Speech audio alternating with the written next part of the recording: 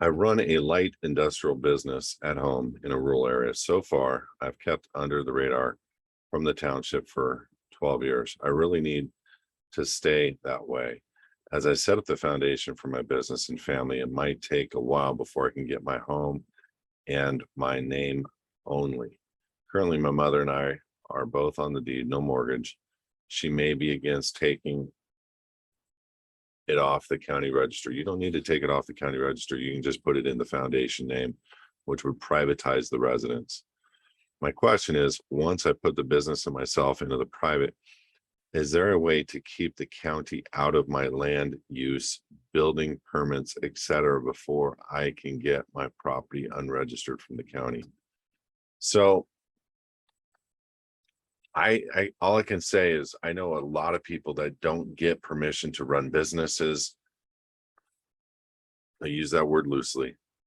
Um, to put equipment on their property, to build out their property, to change their property, their land, whatever you want to call it, and their property is fully registered. And it's, you know, these code enforcement guys that are coming out and trying to lay up um who they think they are. The one thing that I would suggest absolutely is a fence, a gate, private property, do not trespass. Um, because even the county, even a law enforcement cannot trespass without a warrant.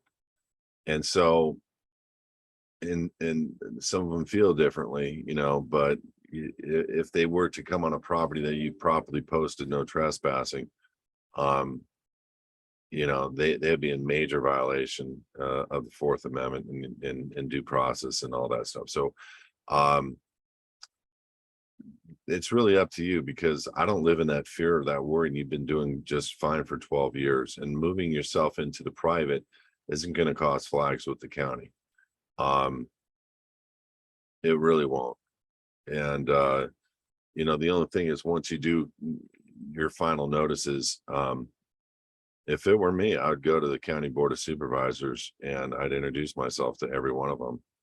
And putting your property onto, and there's different things like creating an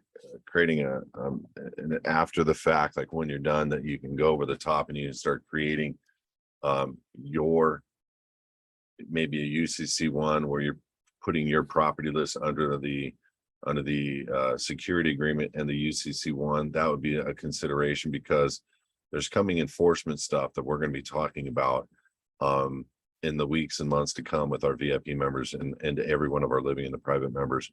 That's going to handle issues like that, code enforcement all day long. I've got docs that handle code enforcement right now. If you want to ask for those docs, go ahead. But that's if you're having issues. You don't want to like preempt, something where there is no issue.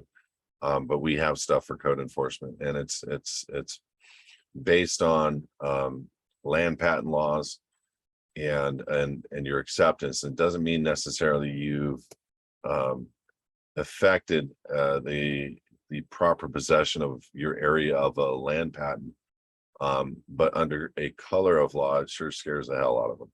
And I've seen it work on tons of property, not necessarily in a foreclosure situation, but people that have code enforcement issues, it works. So, but you don't want to do anything before you have an issue. So just know that what we're doing process wise isn't going to affect your land or code enforcement or what have you, but we sure can help you if it gets in a sticky situation like that.